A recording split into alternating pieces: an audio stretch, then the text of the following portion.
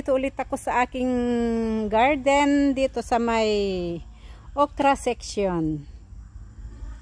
Okra or ladyfinger na sinasabi nila.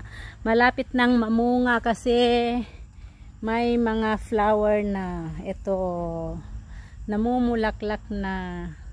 Nakakatuwa nga lang kasi nga napaka-healthy na yung ladyfinger ko.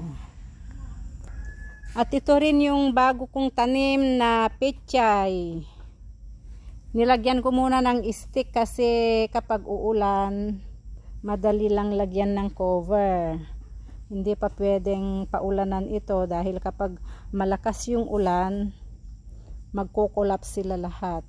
So I have already less than 100 pieces for this and I still have a lot of seedlings there. So later maybe I will continue it again.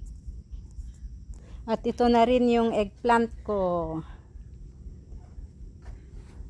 Ang gaganda na, ang lalaki na yung eggplant.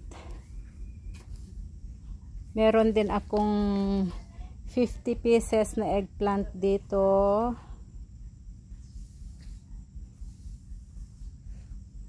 Oh, ang bilis lumaki. And ito eggplant pa dito. Ang ganda ng eggplant ko dito kasi ang healthy yung soil. At ito na rin yung patola ko ulit. Ang dami ng bunga. This is my patola. A lot of fruits now. I'm so happy for this. So many fruits and flowers. Meron akong sinesave dito na bini ko. Dalawa.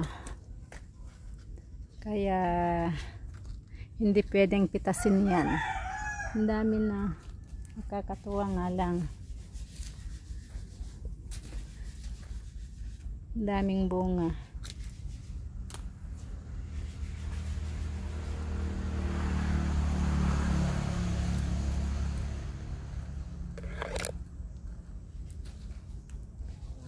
So many flowers.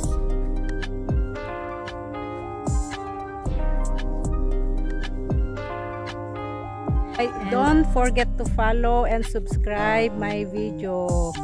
Bye bye. See you later.